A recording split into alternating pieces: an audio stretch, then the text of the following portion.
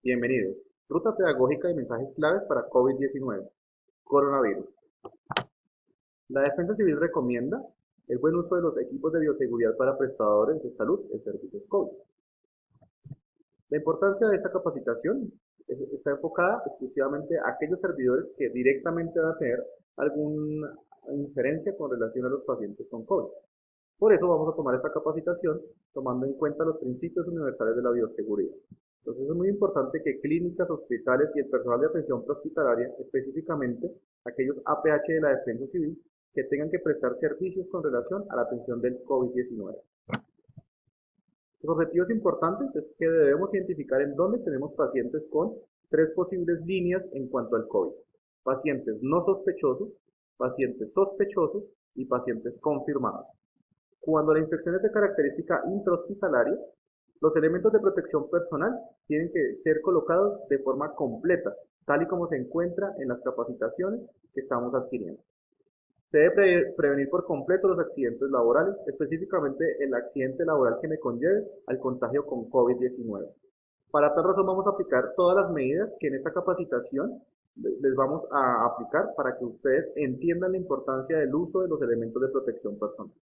Es importante tener un cambio de actitud con relación a la colocación y en los momentos de la colocación de estos elementos de protección personal, ya que a veces, por la forma tradicional como actuamos, se nos olvida colocarnos los elementos de protección personal, a veces pueden llegar a ser incómodos y por tal razón no los utilizamos adecuadamente.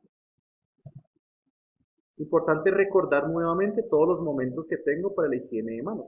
Específicamente, antes de tener contacto con los pacientes, debo lavarme adecuadamente las manos, como ya se les ha enseñado en esta capacitación. Cuando hago tareas de limpieza cercanas al paciente, debo limpiarme las manos adecuadamente.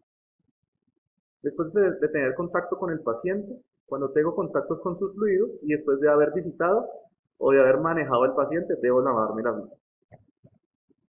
La técnica importante de lavado de manos ya la hemos aplicado en esta presentación. Es muy importante que tenga en cuenta que toda la parte de la mano debe quedar por completo con una asepsia lo ideal posible. De esta forma es importante que todo el lavado se haga tanto en la cara anterior como en la cara posterior de las manos, igual de las formas interdigitales cerca de las uñas y 5 centímetros por arriba de las muñecas. Dentro de los elementos que generan o tienen características de antiséptico, puede funcionar muchos de los que están descritos en la literatura. El número uno es el alcohol. El alcohol lo puede utilizar para desnaturalizar las proteínas de hongos, bacterias y virus.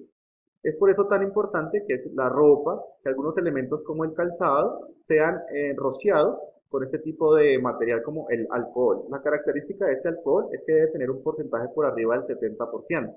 También se conoce como alcoholes de grado médico. La clorexidina es otro elemento que también me permite desnaturalizar las membranas de virus, bacterias y hongos. Esto me permite destruir de una forma veraz la conformación de este tipo de microorganismos. Dentro del uso de los guantes, es importante tener en cuenta que vamos a tener diferentes tipos de guantes, como los guantes quirúrgicos, los guantes de examen y los guantes utilitarios. Entonces es importante tener en cuenta que cada vez que yo me coloco un guante, antes, durante y después voy a hacer un lavado o una sanitización de las manos, de los guantes y finalmente nuevamente de las manos. Les quiero recomendar si alguno de ustedes sufre de alergias al látex o al polvo interno que tienen algunos tipos de guantes, por favor, utilizar el guante que más cómodo sea para su trabajo. Dentro de las normas generales o las normas recomendables para el uso de guantes, específicamente para el ámbito prehospitalario, recomendamos los guantes de vinilo y los guantes de nitrilo. Y tener en cuenta que el calibre de estos guantes sean adecuados para que no se rompan con facilidad. Los guantes deben tener en cuenta que el guante más externo debe ser de caña alta que cubra por arriba de las muñecas. Y debajo de él va a tener la protección, ya sea de la bata desechable, que sea de manga larga, o del traje tigre. Importante tener en cuenta que cuando ya tengo colocados los guantes, no voy a manipular elementos externos como por ejemplo los teléfonos, como por ejemplo material del común. Solamente voy a manipular el paciente y los elementos que tengan que ver con la atención del mismo. Importante tener en cuenta que los guantes deben tener una talla y que deben quedar adecuadamente colocados en la mano del paciente. no pueden quedar, o la mano de la persona sanitaria, no pueden quedar tan grandes y tampoco pueden quedar eh, tan fijos a la mano, ya que pueden ser incómodos. Cuando son muy grandes, puede llegar a romperse las partes distales de los dedos y eso hace que muy probablemente no me dé cuenta que el guante ya esté roto y sigo trabajando con los guantes de esta forma. Eso me genera una de las cadenas de inseguridad dentro de la atención del paciente y más si el paciente está infectado de COVID-19. Importante tener en cuenta que debo trabajar con 2 o 3 pares de guantes. Dentro del uso de las mascarillas, entonces debo utilizar mascarillas de grado médico.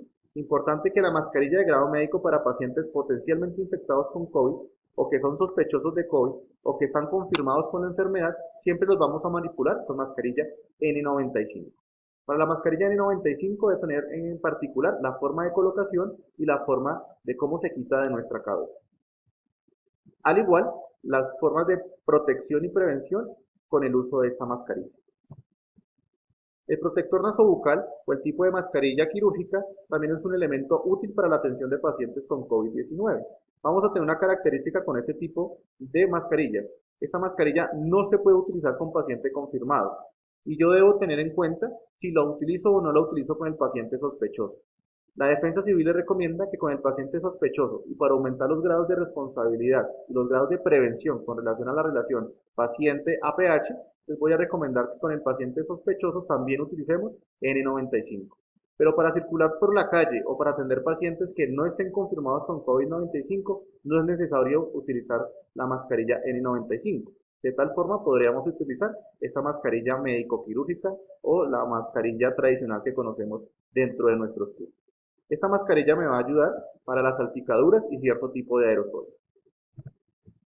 Las mascarillas N95 hay que caracterizarlas por algo que es muy importante que los voluntarios y los funcionarios de la institución lo conozcan. Y es que la mascarilla debe tener un tatuaje en el cual identifique la marca certificadora, que por lo general son la marca certificadora es Nayo, y que en alguna parte de la mascarilla esté tatuado el rótulo N95 para poder identificar.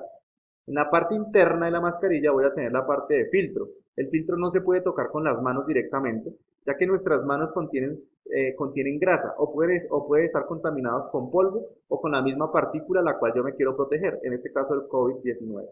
Por tal razón es prohibido que con las manos o con cualquier otro elemento toquen la parte interna del filtro.